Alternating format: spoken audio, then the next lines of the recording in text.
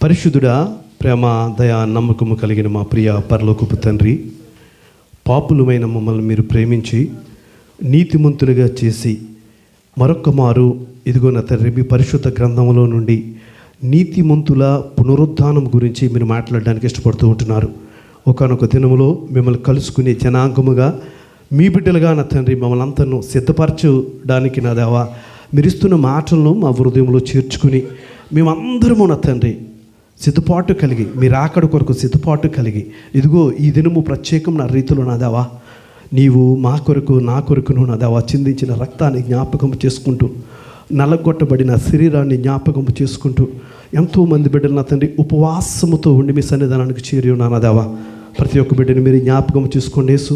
ఇదిగో ఈ దినము మీరు మాట్లాడబోయే మాటల్లో నుండి మాకును కావలసిన మీ ఆత్మీయమైన మాటలతో నా తండ్రి ఇదిగో మమ్మల్ని మేము బలపరుచుకుని మీరు రాకడ కొరకు నా తండ్రి మమ్మల్ని మేము సిద్ధపాటు చేసుకోవడానికి సహాయం చేయమని అట్టి మాటలు మాత్రమే మాకు దయచేయమని నా ప్రభువును రక్షకుడైన యేసుక్రీస్తు వారి దివ్య పాదములను బట్టి అడిగి వేడుకుని పొందుకుంటున్నాం మా పరమ తండ్రి.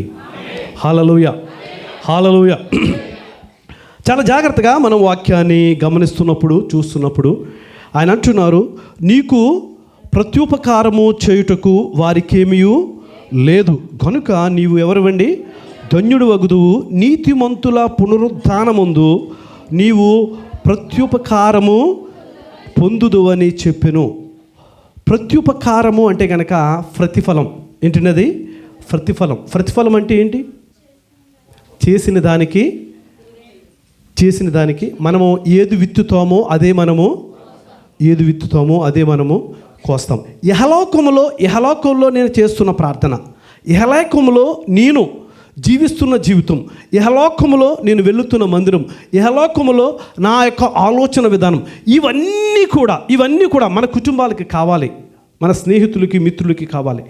ఇన్ ద సేమ్ టైం మన దేవునికి ఎందు గురించి అంటే ఇహలోకములో మనందరం కూడా కలుసుకున్నప్పుడు అనేకమైన విషయాలు మనం మాట్లాడుకుంటూ ఉంటాం, అనేకమైనవి మనం చేస్తూ ఉంటాం. కానీ దేవుని సన్నిధానానికి వచ్చేటప్పుడు దేవునికి మహిమ కరగలాగా మనము పాటలు పాడతాం. దేవునికి మహిమకరము కలిగేలాగున మనము ఆరాధనలు చేస్తూ ఉంటాము. మనము చక్కని సాక్ష్యములు తెలియజేస్తూ ఉంటాము, చక్కని వాక్యాలు మనం చెబుతూ ఉంటాము, మనము కూడా ఆరాధనలో నడిపిస్తూ ఉంటాం. ఒక క్రమాన్ని మనం నేర్చుకుంటూ ఉంటున్నప్పుడు, ఒక క్రమాన్ని మనం తెలుసుకుంటూ ఉంటున్నప్పుడు, ఆ క్రమంలో నేను ఉన్నప్పుడు దేవుని వాక్యము మనకి ఏమి సెలవిస్తుంది అంటే కనుక ఆయన రాకడ సమీపంగా ఉంది. ఆయన రాకడ సమీపంలో మనందరము కూడా ఆయన కలుసుకోవాలి అంటే కనుక మనము నీతిమంతులుగా ఉండాలి. మనం ఎలా ఉండాలండి? నీతిమంతులుగా. ఎందు గురించి అంటే ఇక్కడ మనకు సెలవిస్తుంది ఏంటంటే కనుక నీతిమంతుల పునరుద్ధానమందు. ఎవరు పునరుద్ధానం అండి? నీతిమంతుల పునరుద్ధానమందు నీవు ప్రత్యుపకారము పొందుదు అని చెప్పెను. ఆ ప్రత్యుపకారము, ఆ ఉపకారము, ఆ ప్రతిఫలము మనందరము పొందుకోవాలి. మనందరం ఏం చేయాలండి? పొందుకోవాలి. అందుకే మీరు ఈ యొక్క అధ్యాయం అంతా 14వ అధ్యాయం అంతా చూసినట్లయితే కనుక చాలా మంచి దేవుని యొక్క విందు కొరకు ఈ యొక్క అధ్యాయంలో మనకు తెలియజేస్తూ ఉంటారు. పస్కా, బలి పశువు, లేకుంటే దేవుని యొక్క చూడండి. ఆయన అంటున్నారు, మొదటి నుండి మీరు చదివితే, విశ్రాంతి దినమున ఆయన భోజనము చేయుటకు పరిసయ్యులు అధికారులు ఒకని ఇంటిలోనికి వెళ్ళినప్పుడు ఆయన ఏమియు చేయునో అని వారైనను కనిపెట్టుచుండిరి. చూడండి, శిష్యులు యేసుక్రీస్తు ప్రభుల వారిని వెంబడించేటప్పుడు, శిష్యులు యేసుక్రీస్తు ప్రభుల వారిని చూచేటప్పుడు, శిష్యులు యేసుక్రీస్తు ప్రభుల వారి వెంట నడిచేటప్పుడు ఆయన ఏం చేస్తున్నా సరే వీరు ఏం చేసేవారండి? చూసేవారు. అప్పుడున్న పరిచయులు, ఆ శాస్త్రులు అనేకమైన విషయాలు దేవుణ్ణి అడిగేవారు. ఒక్కొక్కటి ఆయన చెప్పడానికి ఇష్టపడేవారు, ఒక్కొక్కటి మౌనంగానే ప్రార్థనతోనే ఆయన జవాబిచ్చేవారు. హల్లెలూయా. అలాగే యేసుక్రీస్తు ప్రభుల వారికి ఏంటి ఇబ్బందులు కలగలేదండి. ఆయన దేవుడు కదా, ఆయన దేవుని కుమారుడు కదా, ఆయన ఏమీ నొప్పించలేదండి అంటే కనుక చాలా నొప్పించారు శిష్యులు. తెలుసున్నవారు, ఆయనకంటే ఎక్కువ వయసు గలవారు.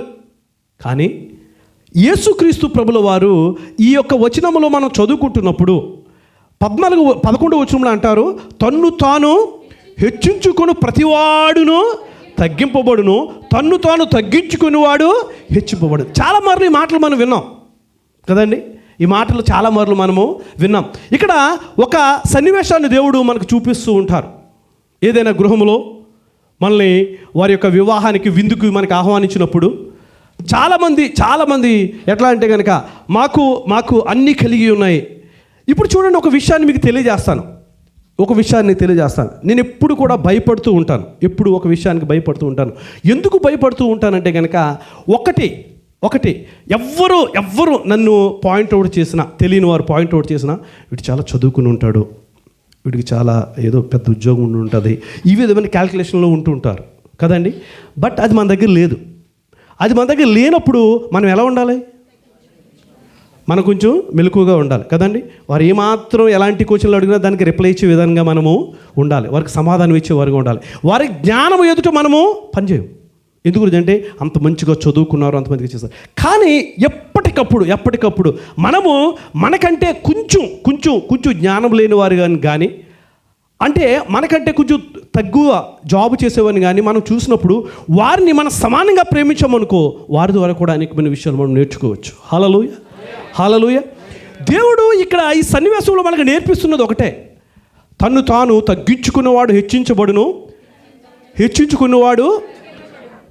ఆ సన్నివేశంలో వివాహానికి వెళ్ళిన చాలామంది వారు ఎలాగున్నా, వారి పరిస్థితి ఎలాగున్నా వారు వచ్చి ఎక్కడ కూర్చున్నారండి? వారు ముందు పంక్తిలో కూర్చున్నారు. ఆ యొక్క పెండాలంలో ముందు పంక్తిలో కూర్చున్నప్పుడు ఎవరో విలువైన వారు వచ్చారు, గనులు వచ్చారు. ఆ గనులు వచ్చి వారు ఎక్కడ కూర్చుంటున్నారు? వెనకాల కూర్చుంటున్నారు. ఇప్పుడు ఈ పెండ్లి కుమారుడికి కావలసిన వారు చాలా, ఇప్పుడు మన ఇంటి దగ్గర మన అందరికీ తెలుసు కదా, ఎమ్మెల్యేలు, ఎంపీలు, ఇంకా కొంతమంది పెద్దవాళ్ళు ఉంటారు కదా. వారు వచ్చారనుకో, మనలో నుంచి 4-5 ముందు లేచిపోతారు, కెమెరాలు అట్టేసుకుంటారు, ఇంకా చాలా అడవుడీలు చేసేస్తారు కదండి. ఆ బుక్కెలు అట్టే ఉంటారు, అన్న అని చెప్పేసి ఆయనకి ఇది చేసి ఎక్కడ తీసుకొస్తారు? సీదా ఎక్కడ తీసుకొస్తారండి వాళ్ళని?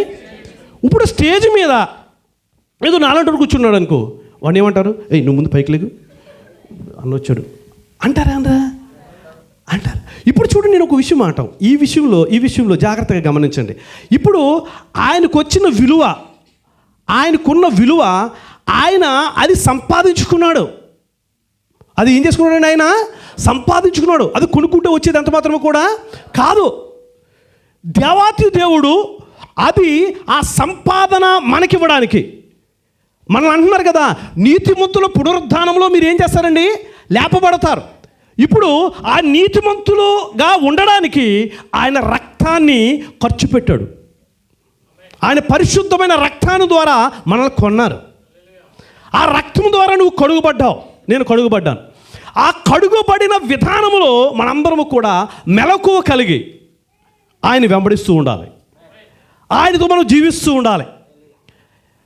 ఎల్లప్పుడూ దేవుని సన్నిధానంలో ఉండి తెలియజేస్తున్నా, లేకపోతే వింటున్నా, చదువుతున్న ఈ మాటల్ని మనం నెమరు వేసుకుంటూ ఉంటున్నప్పుడు అప్పుడప్పుడు మనకు అనిపిస్తూ ఉంటుంది, అయ్యో నేను కూర్చున్న ప్లేస్ పర్లేదా, నేను మాట్లాడే మాటలు పర్లేదా, ఇంకా ఏదైనా ఏ విషయంలోనైనా నేను హెచ్చించుకుంటూ ఉంటున్నానా అని చాలా స్పష్టంగా మనకు తెలియజేస్తూ ఉంటున్నారు. కొంచెం కిందకు వచ్చి 12వ వచనం చదవండి.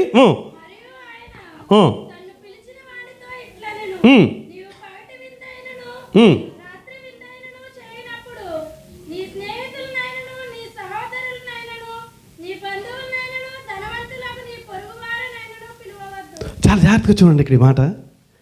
మనం పిలిచేదే వీరిని, అంతే కదండి. ఇక్కడ రాసి ఉంచారు చూడండి, వాళ్ళనే పిలుస్తాం. మన బంధువులను పిలుస్తాము, మనం ఇరుగు పొరుగు వారిని పిలుస్తాము, ధనవంతుని పిలుస్తాము, పేరుగాంచిన వారిని తప్పనిసరిగా మనము పిలుస్తాము. ఇక్కడ ఏం పిలవద్దు అంటున్నారు. ఇక్కడ ఇందు గురించి దేవుడు అంటున్నాడు అంటే కనుక, నా దేవుడు ఎంత మంచోడు. ఇప్పుడు తర్వాత మాట చదువుతున్నాను చూడండి ఒకసారి. అయితే నీవు విందు చేయనప్పుడు బీదలను, ఎవరినండి? బీదలను, అంగహీనులను, కృంటివాండ్రను, గుడ్డివాండ్రను పిలువుము. ఎందుకు వారిని పిలవమంటున్నారంటే కనుక వారు కృతజ్ఞత కలిగి ఉంటారు. హల్లెలూయా. ఇప్పుడు నువ్వు చేసిందంతా కూడా వారికి చేసేది ఉండదు, వారు చేయగలిగే శక్తి వాళ్ళ దగ్గర లేదు. ఉదాహరణకి ఏదైనా మనము ఏదైనా చిన్న చిన్న ఇప్పుడు బర్త్డే పార్టీలు ఉన్నాయనుకోండి. మొన్న మా తల్లి సత్యమ్మ గారు వారి యొక్క వివాహాది శుభదినాన్ని చేసుకున్నారు. మాకు అందరికి మంచి ఫుడ్ పెట్టారు. చికెన్ బాగోదని చెప్పేసి మటన్ పీస్ పెట్టారు మాకు అందరికీ. ఇప్పుడు చూడండి, ఆవిడ అలా చేసిందని చెప్పేసి ఇంకో అక్క, ఇంకో చెల్లి, ఆవిడ ఎలా చేసింది కదా, మనం ఈసారి గారెలు, బూర్లు, లేకుంటే ఇంకోటి ఫ్రైలు, ఏయో స్నాక్స్ ఇవన్నీ పెట్టేద్దాం. ఏంటంటే వీరు ఒకరినొకరు ఏం చేసుకుంటున్నారు?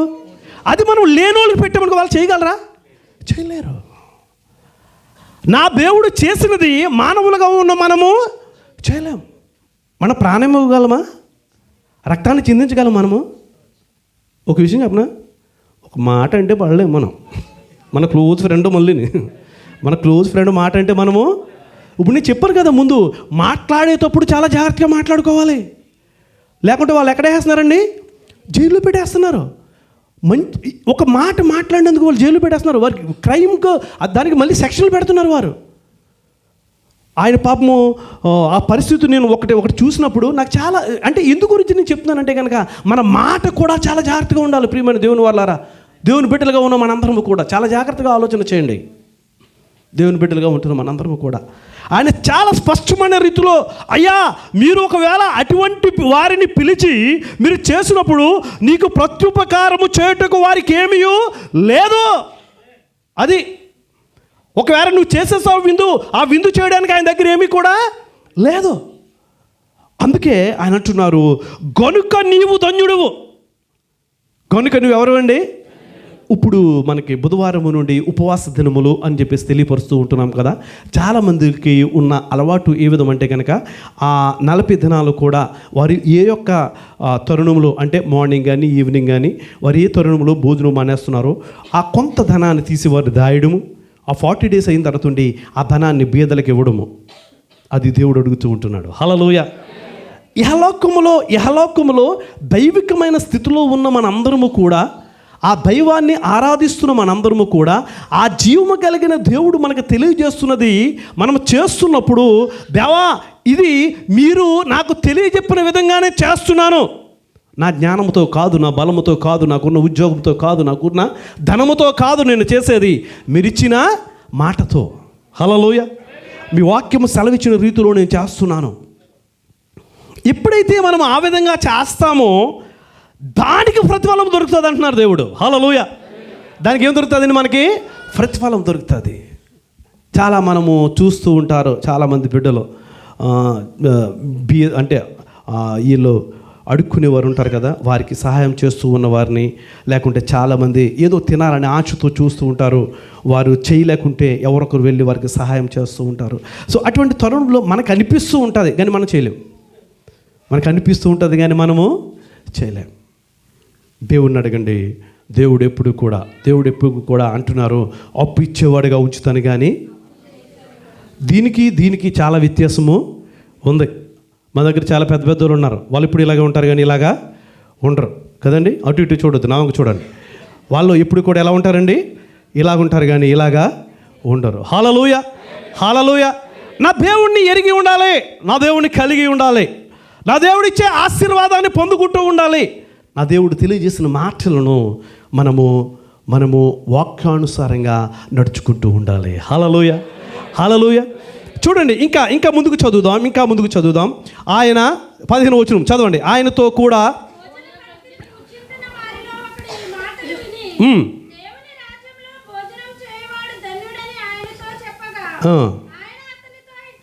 చూడండి, ఇక్కడ దేవుడు మాట్లాడుచున్న మాటను మనం చాలా జాగ్రత్తగా చూద్దాం. ఈ 16వ వచనం నుండి దేవుడు మాట్లాడుచూ ఉంటున్నారు. ఈ 16వ వచనం నుండి దేవుడు మాట్లాడే ముందు అక్కడ ఏమంటున్నారంటే కనుక దేవునితో కూడా భోజన పంక్తిలో కూర్చుని ఏమంటున్నారండి? దేవుని రాజ్యములో భోజనము చేయవాడు. ఎవరి రాజ్యంలోనండి? మనకు అంటారు కదా, మరి ఆయన రాజ్యంలో ఆకలి దప్పులు ఉండవు. ఆయన రాజ్యంలో ఏముండవండి? ఆకలి దప్పులు ఉండవు, కేవలము స్తుతులు మాత్రమే ఉంటాయి. కానీ ఇక్కడ ఎందుకు ఈ మాట అంటున్నారు అన్నప్పుడు ఇక్కడ దేవుడు ఏం సెలవిస్తున్నాడు ఒకసారి వినండి, చదవండి. అది ఒక మనుష్యుడు గొప్ప విందు చేయించి అనేకులను పిలిచెను. ఇక్కడ మరొకటి, ఈ సిట్యువేషన్లో కూడా ముందు ఒక సిట్యువేషన్ మనం చూసాము. ఆ ప్రేమ విందుకి ఎవరు ఎదురు కూర్చుంటారో, ఎవరు తమను తామును హెచ్చించుకుంటారో అన్నది మనం చూసాం. ఇప్పుడు ఈ విందులో మనం చూసినప్పుడు వారు తమ తమ సొంత పనులతో, ఏంటండి అవి? తమ సొంత పనులు. నాకు ఈ పని ఉంది, నాకు ఆ పని ఉంది, మా ఇంటికి ఎవరో వచ్చారు, లేకుంటే ఇంకొకటి మనం షాకులు చెప్తూ ఉంటాం కదా, అది ఇక్కడ రాశారు. అవి ఇక్కడ రాశారండి. చూడండి, ఆయన అంటున్నారన్నమాట, ఎప్పుడైతే వాళ్ళందరినీ కూడా పిలిచారో అక్కడ ఏమంటున్నారు 18వ వచనం నుంచి, అయితే వారందరూ ఎలా ఉన్నారండి? ఏక మనస్సుతో నెపములు చెప్పసాగిరి. ఏం చెప్పారండి వీళ్ళు? ఏంటవి నెపములు అంటే? ఏంటి? సాకులు. మనకి ఎంత అలవాటు ఇది, నో సాకులు. ఏంటండి అవి? నెపములు చెప్పసాగిరి. ఏంటివి? ఏంటి అనే నెపములు? మొదటివాడు, నేను ఒక పొలము కొని ఉన్నాను, ఆవశ్యముగా వెళ్ళి దానిని చూడవలను, నన్ను క్షమించు. ఈ స్వారీ అనే మాట ఉంది కదా, స్వారీ అనే మాట, స్వారీ అంటాం కదా చాలామంది, స్వారీ. ఇప్పుడు వాంటెడ్లీయో అన్వాంటెడ్లీయో అంటే మనకి తెలుసో తెలియకో, ఇప్పుడు చాలామంది వాంటెడ్లీ ఏదో ఒకటి అనేసి సారీ, ఏమనుకోవద్దు, ఏంటండి అది? క్షమించు, సారీ. ఇప్పుడు ఆ క్షమించే ఆ మనిషి ఎవరినైతే మనం అడుగుతున్నామో సారీ అని చెప్పేసి, ముందు మనము ఒకవేళ చేసేది చెయ్యకుంటే కనుక అది మనం అడగాల్సిన అవసరము లేదు. మనం అడగడానికి సిద్ధపడిపోతాం, కానీ ఆ మాట మాత్రం మనము, ఆ నెపాన్ని మాత్రం మనము హృదయంలో దాచుకోలేము. ఎందుకు అంటే అది ఉంచుకుంటే కనుక అది ఏమైపోద్ది? అదిగో బరువైపోద్దంట. అయ్యగారు అంటున్నారు, ఏమైపోద్దండి? అది బరువైపోద్దంట. దయచేసి దేవుని బిడ్డలమైన మనందరము కూడా అయా షాకులు చెప్పేవారముగా కాదు, మనల్ని మనము దేవునికి అర్పించుకుని, దేవునికి ఏం చేసుకోవాలని మనము అర్పించుకోవాలి. ఎందుకు అర్పించుకోవాలి అంటే కనుక నా దేవుడు అర్పించి ఉన్నాడు. ఆయన యవ్వన రక్తాన్ని అర్పించి ఉన్నాడు. ఆయన పరిశుద్ధుడు. ఆయన పరిశుద్ధతను మన నుండి ఆయన కోరుతున్నది, మీరు పరిశుద్ధులుగా ఉండండి, నేను పరిశుద్ధులను.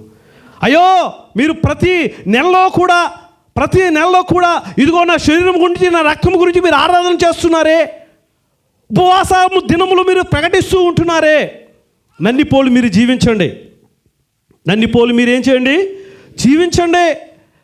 ఇదిగో నన్ను జ్ఞాపకము చేసుకున్నట్టుగా దీనిని చేయండి. ఎవరిని జ్ఞాపకం చేసుకోవడానికి? యేసుక్రీస్తుని. నిర్మలమ్మ గారు ఆరాధన చేసేటప్పుడు ఆవిడ పైకి వచ్చారు. నేను భయపడ్డాను ఏమైందని. ఆవిడ ఒక ఇది చూపించి ఉన్నారు కదా మనకి, యేసుక్రీస్తు ప్రభులు వారి యొక్క ఆ యొక్క సిలువుని చూపించి ఉన్నారు. ప్రాముఖ్యంగా ఆమె శిరస్సు నుండి అరికాలు వరకు కూడా ఆమె ఆ యొక్క చిత్రపటాన్ని మనం చూస్తున్నప్పుడు మీరు అర్థం చేసుకోండి.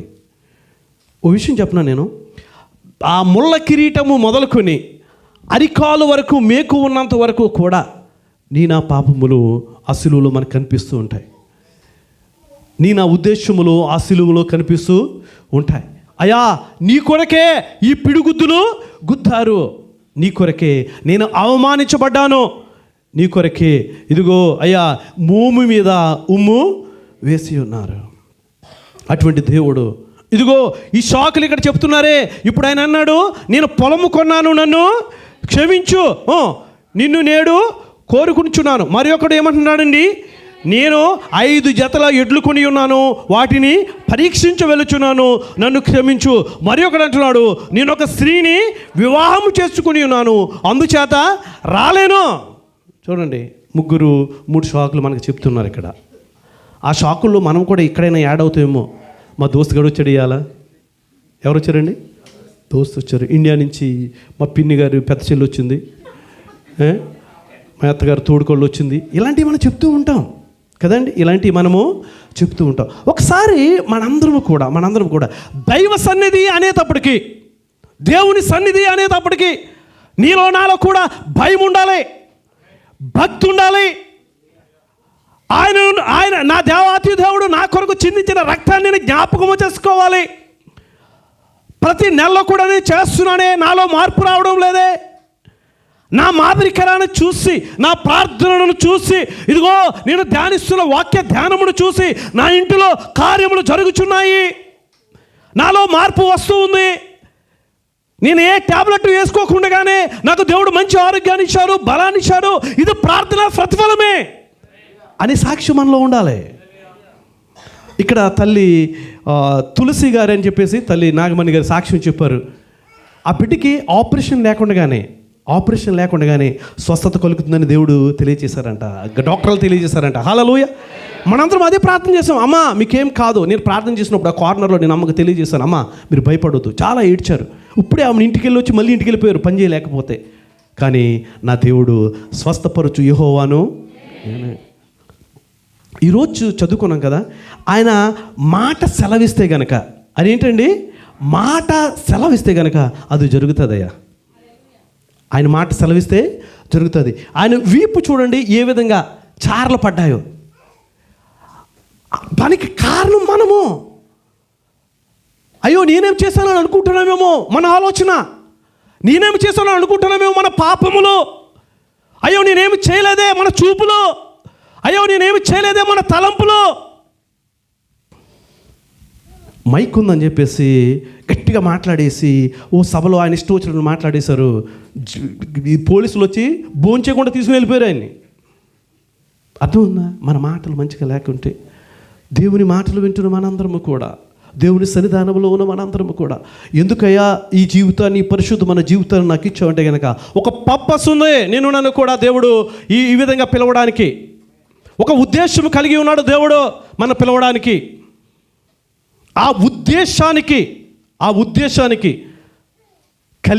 ఉద్దేశానికి సరిపడినట్లు మనం జీవించాలి. ఒక తమ్ముడు సహవాసానికి రావటం మొదలుపెట్టాడు.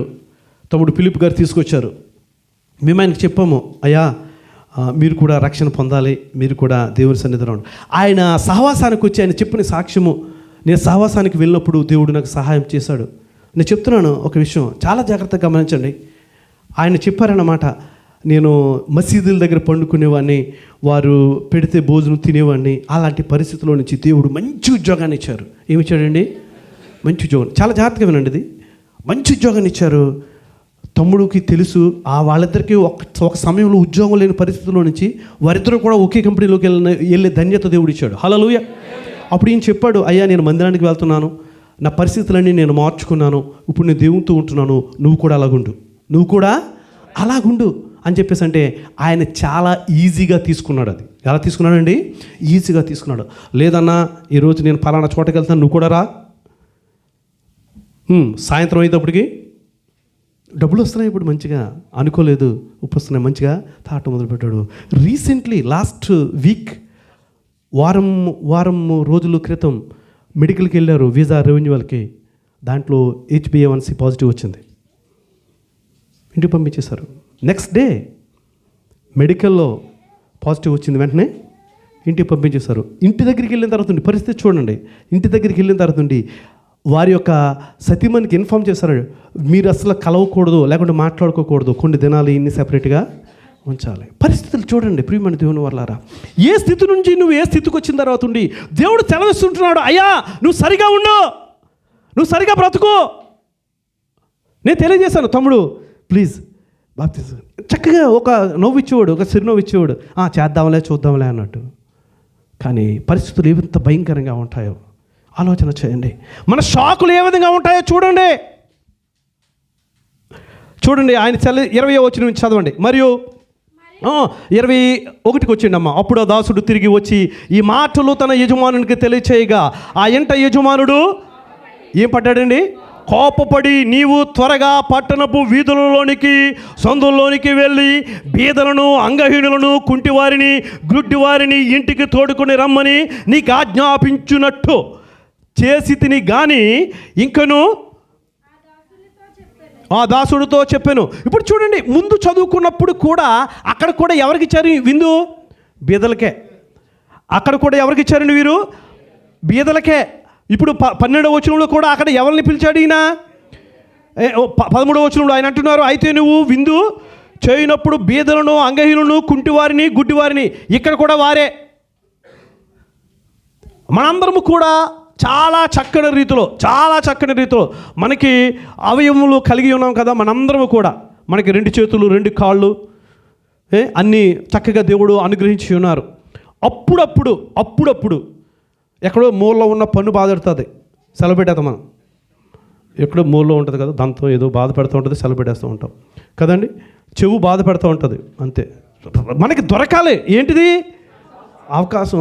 అది దొరకాలి. ఇప్పుడు పైన చెప్పారు కదా, పైన ఒక మాట చదువుకున్నాం కదా మనం, నెపం. ఏదో ఒకటి దొరకాలి మనకు, అంతే కలస్ కదండి. ఏంటన్నా అలా నడుస్తున్నావు అంటే, అయ్యో బాబాయ్ వారం రోజుల నుంచి ఇది పనిచేయట్లేదంట. మనం ఉదయం లేసి పార్ట్ టైంలో ఉంటారు వాళ్ళు. ప్రియమైన దేవుని వారలారా, దేవుని సన్నిధిని నిర్లక్ష్యం చేయొద్దు. నేను చెప్పేది అది, దేవుని సన్నిధిని నిర్లక్ష్యం చేయొద్దు. నేను చాలా చాలా సంతోషంగా నా దేవుని సన్నిధిలో ఉండి నేను తెలియజేస్తూ ఉంటున్నాను. నేను అనుకుంటూ ఉంటాను ఏంటంటే కనుక, నేను ప్రతిదినము కూడా ఎక్కడికి దిక్కి వెళ్తున్నాను కదా, అయ్యా వీళ్ళకి దగ్గులు రంపులు వస్తున్నాయి, నాకు రాకుండా చూడని ప్రార్థన చేసుకుంటాను. నేను వెళ్ళిపోతూ ఉంటాను. నేను మాత్రం ఆగను. నిర్మల గారు అంటూ ఉంటారు అప్పుడప్పుడు, ఇంత లేట్ అయిపోయింది అంత లేట్ అయిపోయింది అని చెప్పేసి. కానీ ఉదయం నా టైంకి నేను లేచిపోతాను, డ్యూటీకి వెళ్ళిపోతాను, సాయంత్రం వచ్చి మళ్ళీ దేవుడు ఆయన పరిచర్లో వాడుకుంటూ ఉంటాడు. హల్లెలూయా, హల్లెలూయా. దేవుని బిడ్డగా నువ్వు జీవించినట్లయితే, ఆయన పాదాలు పట్టుకుని నువ్వు అడిగినట్లయితే, నిన్ను నువ్వు తగ్గించుకున్నట్లయితే, నువ్వు ఎవరికైతే ఆ మాదిరికరాన్ని చూపించాలో నువ్వు చూపిస్తున్నట్లయితే కనుక, నీ స్వస్థపరచు యెహోవా నేనే. వాగ్దానం చేసిన దేవుడు, నమ్మదగిన దేవుడు, కార్యములు చేసే దేవుడు.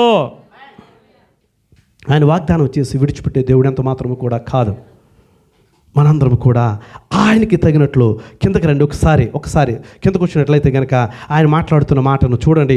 అప్పుడు ఆ దాసుడు తిరిగి వచ్చి ఈ మాట తన యజమానికి తెలియజేయగా, ఇంటి యజమానుడు కోపపడి ఇక్కడ డాష్ పెట్టి, నీవు త్వరగా పట్టణం వీధుల్లోనికి సందుల్లోనికి వెళ్ళి. ఇప్పుడు చూడండి, ఈ పట్టణపు వీధులు సందుల్లోకి వెళ్ళంటే కనుక బీదలకు సువార్తలు ప్రకటించడానికి వెళ్ళమంటున్నాడు దేవుడు. మనం వెళ్తున్నావా? నేను ఆనందిస్తూ ఉంటాను. నన్ను చాలామంది దైవజనులు అడుగుతూ ఉంటారు, అయ్యా ఇంకా వెళ్తున్నావు మీరు, ఇంకా క్యాంపులకి వెళ్తున్నారా? చాలామంది క్యాంపుల్లో పరిస్థితులు ఎలా ఉంటాయంటే కనుక, చాలామంది పాపం వారికి నేను వెళ్ళినప్పుడు నేను చూసిన పరిస్థితులు నేను మీకు తెలియజేస్తున్నాను. ఇవి ఉంటాయి కదా సాక్స్లు, చాలా స్మెల్ వస్తూ ఉంటాయి. లోనికి వెళ్ళడమే చాలా భయంకరం కొన్ని క్యాంపుల్లో అయితే కనుక. కానీ అక్కడ కూర్చుని దేవుని మాటలు మీరు తెలియచేయాలి. అక్కడ ఆ బిడ్డలు మీరు హత్తుకోవాలి. ఆ బిడ్డలకు మీరు సువార్త చెప్పాలి. ఆ బిడ్డలకు మీరు చెప్పాలి, అయ్యా ఇది తాగొద్దు, ఇది తినొద్దు, ఇది మంచిది కాదు. నువ్వు నీ కుటుంబం కొరకు ఇక్కడికి వచ్చి ఉన్నావు, దేవుడు తెలియజేస్తున్నాడు, దేవుడు పంపించున్నాడు, దీన్ని చేస్తే నువ్వు చనిపోతావు. నువ్వు చనిపోతే నీకేమీ నష్టం కాదు, నీ బిడ్డలకి నష్టం, నీ తల్లికి నష్టం, నిన్ను నమ్మిన నీ సతీమణికి, నీ భార్యకి నష్టం. ఇవన్నీ తెలియజేసి ఇవన్నీ హత్తుకొని, తమ్ముడు ఇలా కాదు, తమ్ముడు అలా, తమ్ముడు ఇలా ఉండండి. ఇలా ఉండటం వల్ల ఇదిగో వారు కూడా ఈ విధంగా ఉంటే, నీ కుటుంబం కూడా ఈ విధంగా ఉంటే నీకు ఏదైనా ప్రతిఫలం ఉంటుందా? మంచి మాటలు మనం తెలియచేయాలి. దాని ద్వారా వారి జీవితాలు దేవునికి అప్పచెప్పుకోవాలి. ఎవరికండి? దేవునికి అప్పచెప్పుకోవాలి. ఆ విధంగా మనం జీవించినప్పుడు, ఆ విధంగా మనం తెలియచేస్తున్నప్పుడు చక్కని రీతిలో ఆయన అంటున్నారు చూడండి.